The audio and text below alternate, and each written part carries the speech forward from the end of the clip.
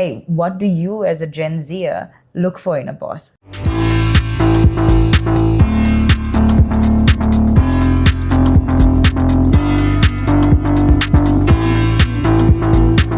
Hello ladies, welcome to Satyn Mag's podcast. Our podcasts every month feature power women, and this month with us is Annika Williamson, Director JAT Holdings. She represents the new generation and also brings wind of change to the company as well as to the landscape of young ladies taking the helm at the companies. So Annika, welcome. It's good to be here. And I would just like to ask you a very, very pertinent question. Mm-hmm. We have so many women entering the world of business. Yes. And we have so many women with different aspirations. How would you like to share with us your story and your experiences and your insights? Thank you so much for having me here. It's an absolute pleasure. I think this came about from a lovely conversation that we had at my office. It's great to be here to be able to share some insights. I think if I look back at my journey, it's been an interesting one. As I mentioned, I was never a good school student. In fact, all of my teachers used to tell my mother that I was going to fail. So I never thought of myself as studious, never thought of myself as someone who would necessarily go far. But one thing I always had was a confidence that was instilled in me, and that came from my parents. I was always told it didn't matter if you were a girl or a boy, it didn't matter where you came from in life. We started off with not much at all. And so I had the ability to actually see my father build a business from the absolute ground up. Again, like I said, he always told me it doesn't matter if you're a girl, you have to put your mind to something and you have to achieve it. For me, initially, it was basketball. That was my sport. I thought I was going to be a basketball player. That was all I wanted to do. Things changed in certain ways. I ended up moving to Australia for university. For me, what I loved about that was for the first time in my life, I thought, oh wow, I actually get this. Whether it was sitting at a university class or being part of different groups at uni, it was really interesting because for the first time I actually felt smart. I still don't think I'm the smartest person in my family, but it was a really nice experience to be able to find different talents that I didn't know I had. From there, I moved back to Sri Lanka for a little bit, worked at JAT for a few years, and actually started from the bottom up. So I started off in the stores, went through all the different departments, was leading the finance department, and at that point when I got married, I actually moved back to Australia. Australia, I think, was really the turning point for me because when I moved back, I actually found it a bit difficult to find a job with the different levels of experience. I mean, how do you put together 3.5 years of experience in different departments, same company? But it was an interesting one, and that's where I really learned the importance of being resilient, because I was sending out different CVs, not getting a call back, applying to different areas, different spaces, even sometimes dulling down my CV. It was only when I walked into my local bank branch that I actually got my first job in Aussie. I had my first interview and I spoke to the bank manager, who happened to be a female. And I explained to her, I said, look, this is actually my experience. This is what I put down in the CV, but this is what I have done and this is what I can do. And she looked at me, and for the first time, I saw a woman who really was really willing to go out of her way, even if it meant at a detriment to herself, because she knew from that moment that I wasn't going to be part of her team for very long. She did everything she possibly could to help me rise up the ranks. And it was that moment that I really realized how impactful another woman helping a woman out could be. Any door she could open for me, she did, and really believed in me, really pushed me to achieve more and push myself even. So that was a very pivotal point in my story, I would say. When I moved back to Sri Lanka, it was actually supposed to be for a month-long holiday. Thanks to COVID, that has now become a 5-year stint so far. It's been really rewarding. I think seeing the change, I've been blessed to have gone through a lot of hard times where I've had to grow. There's been mistakes that I have made that have pushed me to actually achieve more and overcome more. Maybe sometimes things that have just been significant learning opportunities in my life. But I'm proud of what I've been able to achieve now, and it's shown me a lot of growth in myself. It's shown me that you can really overcome most things, even when you're going through it, even though you think this is going to break you. It shows you that you have the resilience. And I think as women, we don't give ourselves as much credit as we should. We feel sense of underplaying what we've achieved. And that's one thing I'm getting more comfortable with, talking about my achievements, pushing other people, women up, right? And it's not, I say this, I don't hate men, I love men. I have some amazing friends. I appreciate my brother and my father who I work with as well. But it is we are in a very pivotal point where there is a huge wealth transfer that's now happening from intergeneration. And because of, I was actually just listening to this on another podcast where women live longer, so that wealth transfer will be significantly more towards women as well. There's a lot of things that we need to be mindful of when it comes to our participation in the working space. So a little bit of a long-winded answer, but I hope I touched on some of the things that you. I think you raised two very key points. One was women supporting women, because that's been an issue that we talk about. Yeah. And the second being intergenerational passing over of whether it's wealth or a company or the heritage of the company. Women living longer, women taking over, sort of being able to contribute or take it to the next generation. I think that's a key point that we kind of, really need to think about, because we don't think about it. For sure. No, it's extremely important. And how do we react to wealth? How do we actually manage a household? I teach a course at the Bandaranaike Leadership Academy on leadership, and specifically towards women, personal branding also specifically towards women, because I feel like we need more nurturing when it comes to that. I see women who run family businesses, their usual mentality is, oh, my husband does it and I help him. And when you spend more time with them and you actually get to understand who does what in the business, you actually realize that it's more her running her business with her husband assisting. So that shift in mentality is really important. We need to take more ownership of what value we bring into the workforce. There was this ad that was run a while ago where it talks about women who have been out of the workforce, and you read it as a job description. You have to be available 24/7. You have to look after a younger associate and have to be at the beck and call at any given time. There is no days off. There is no time out. You just have to be on call. And when you read that as a job description, which is essentially what a mother does, and then you have full-time working mothers as well, I think we are incredibly capable of achieving even more than we give ourselves credit for. Would you see younger women take over, not just in taking, rather next generation taking the companies over, but also in terms of bringing new ideas, new insights? Even in I remember discussing this, when you go for meetings, they assume you to be, the younger gen. So, you may not, as you said, bring a lot of experience or expertise or whatever it is. But so how do you negotiate that, and what tips and advice can you share on that? So I had a really interesting conversation. I guess now Gen Z is really coming into the workforce. And even for me as a millennial, that's a huge shift in mindset. I have two mentees who are, one is 18 and one is 21. We have another very fresh-faced lady who joined us at 23. And I have this conversation with them quite regularly. They don't necessarily like to even share their age, because straight away they feel like they are pushed aside or discredited just because of their age. I think even for myself at 35, I still do have I face it quite regularly where, oh, you're young, you don't know what you're talking about. Or sometimes it can be as outright as that, to be honest. Or you have to just fight for your place at the table. And even if you get a place at the table, you have to fight to have your voice heard. It's something that initially when I moved back from Australia, I really struggled with, because there it's not so much of a top-down hierarchy, as it were. It is very much you have merit based on where you are in life, it doesn't necessarily matter how long you've been in the industry, it's what your results are. Again, softening my approach. I came in guns blazing, I'm going to make my voice heard, I don't care, I'm going to be the loudest voice in the room, because I believe what my truth is, or what my idea is. And over the last few years, I've definitely softened that. There's still a long way for me to go in terms of learning more, and every day, that's another thing, you have to be willing to learn every day. But I'm not setting my ways, and I always tell the people that I work with, the ladies that I work with, it's just like, be mindful. You have to learn how to change, you have to learn how to adapt.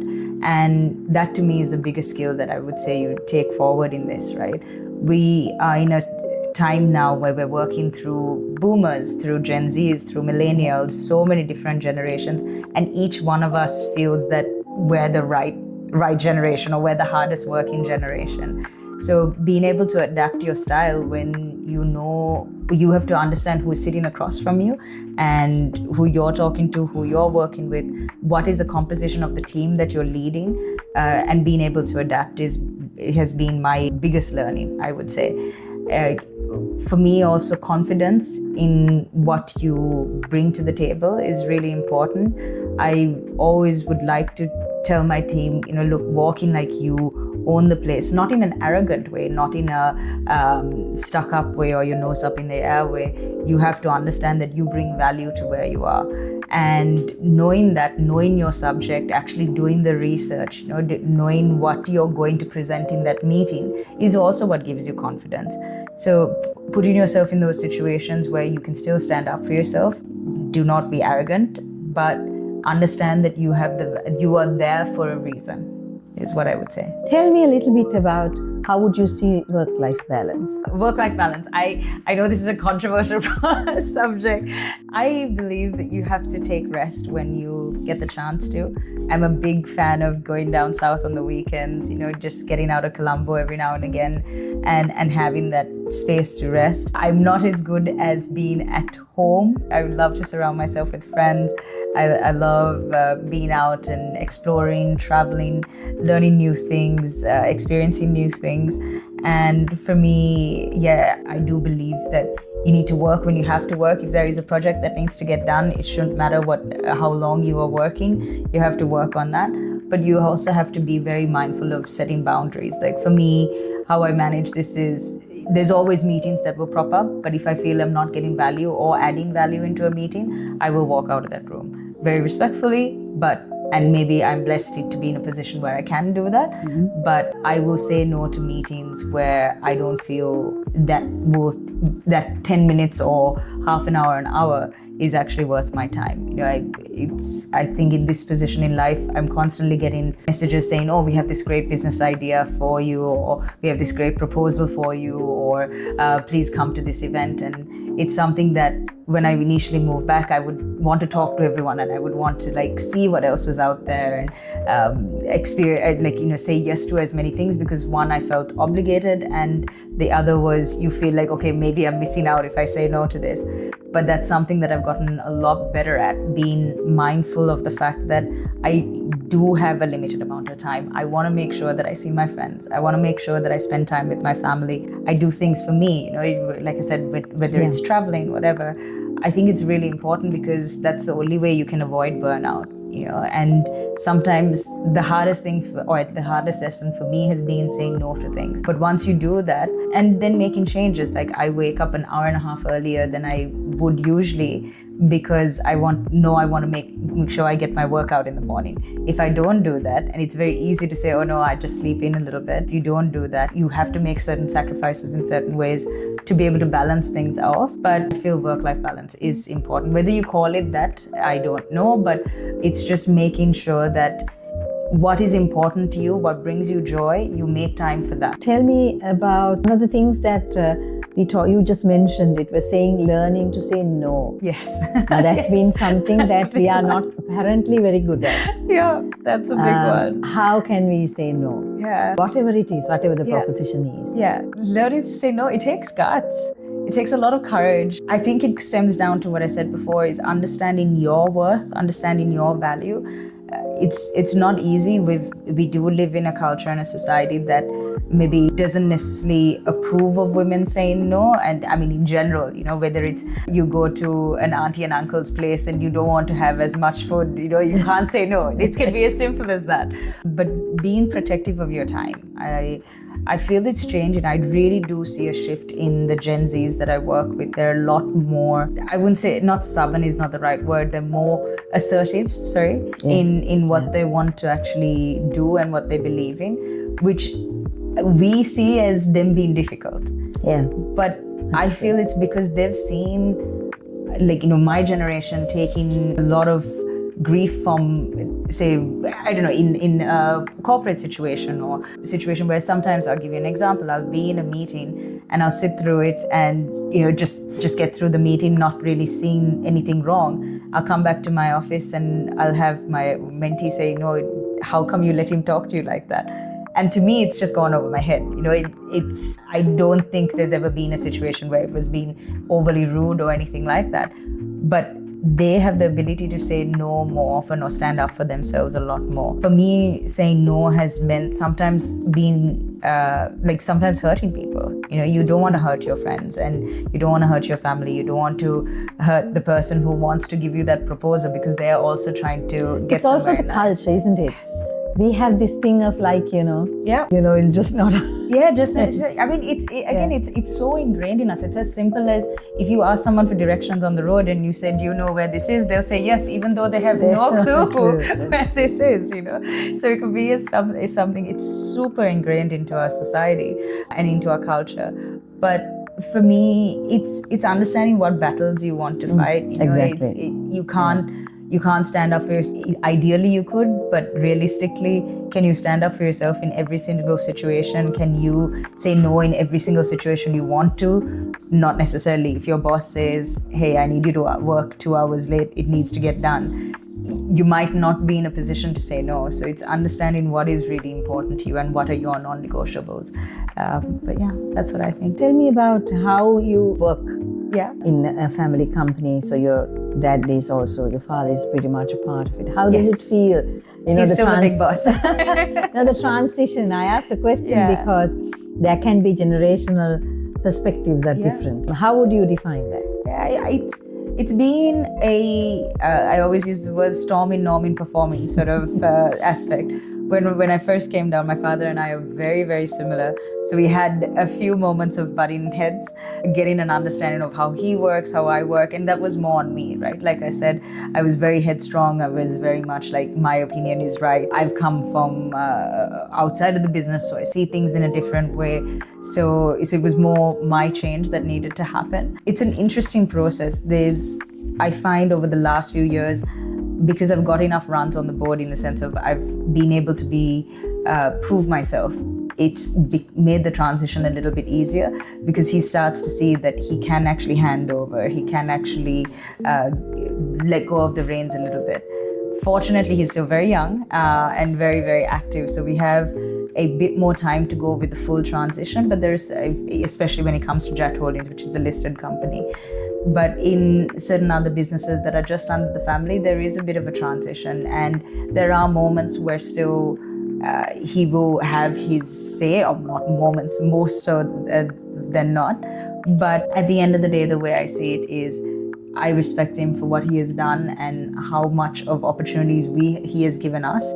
This is his business that I am now taking over the reins eventually. Like I said, we've got a long way to go with that. But managing that transition again has to come with mutual respect and a lot of humility. And for us, and I say us because it's my brother and myself as well, for us it's been very fortunate that my father is very forward thinking.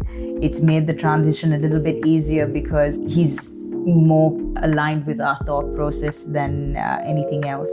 There's always going to be issues when it comes to, and any family business owner will say that there will be differences of opinions, especially when you have the founder involved who very much feels like this is what he built, this is his baby. And it's true. If it wasn't for him, we wouldn't be in the position that we're in. So it comes with a lot of respect. And I think my advice to a second generation business owner would be to really focus on yourself and prove your worth to the business, prove that you're also willing to work as they did. It'll be different styles of working, and that's a bigger transition, right? Where my father, when he started off the business, he was out there selling cans of paint from the back of his van, going through, meeting every single customer himself.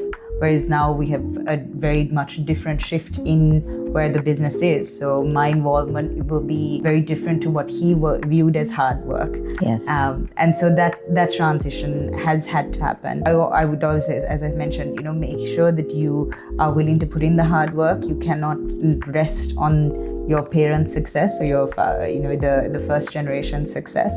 It's making sure that you listen, and any changes you want to implement have to be done in a way where you aren't stepping on too many toes. And it's a balancing act, because to make any change, most often than not, it is painful. Absolutely. And when someone's been doing something for as long as they have been doing, it is hard when a new person comes on board and says, hey, by the way, I don't think this is working. But it's talking to the founder, it's talking to the previous generation, and really, even though it might be frustrating, taking the time to really explain to them, hey, this is why. I find going with facts and figures really helps, but each approach would have to be different based on who you're talking to. For me, what works for me, or how someone would convince me of an idea, is different to how I would convince my father of an idea, because we're just two different people. So yeah, it's adapting, it's changing, and it's just, for me, the biggest thing is being humble and ensuring that you're respectful of what they've achieved. How would you see the process of mentoring, and why would you think it's important to the younger generation? Because sometimes they tend to think, we've got it. Just a little bit of insight on that. I think mentoring is super important, even reverse mentoring for that matter. It's understanding from our generation. At the end of the day, we've made mistakes. I think if you as a mentor are able to be open and honest and vulnerable with your learnings, with your experiences, and share that with the next generation, if you can stop someone making a mistake, everyone's going to make their own mistakes. It's like a young child. If you tell them, hey, don't touch the fire, it'll hurt you. Sometimes until they touch the fire, they won't actually know that it's actually going to hurt them. But the way I look at it when I mentor is, if I can teach them from my mistakes, if I can help them learn from what I've done wrong, or what I've done right, then maybe I've saved them a bit of time along the way. So I feel mentoring is extremely, extremely important. And usually you would think your mentor also becomes your advocate. So if someone's stepping into the working, into their first steps in their career, for example, having the ability to say, hey, yeah, this is my mentor, they could also have the possibility of opening doors, right? And it's something that I hold very, very dear. It's simple things where, how do you act in the working world? It's so different to university, so different to high school.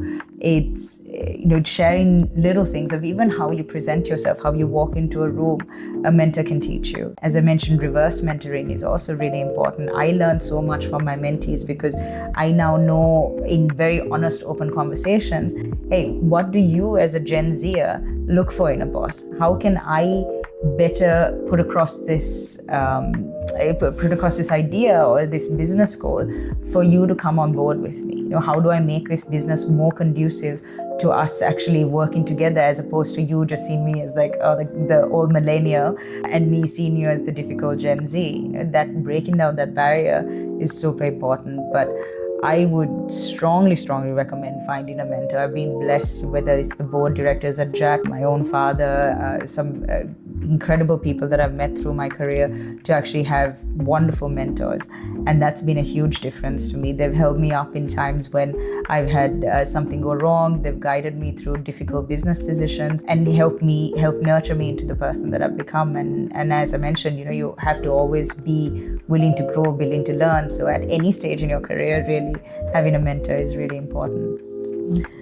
Thank you, Annika. I think that was quite insightful. Thank you so much. We just want to thank you for finding the time to spend with Satyn's podcast. Thank you for being here today. Love it. So a lot of fun. Love to continue the conversation. So ladies, stay tuned. We have many more exciting podcasts coming up. So keep watching us at satynmag.com.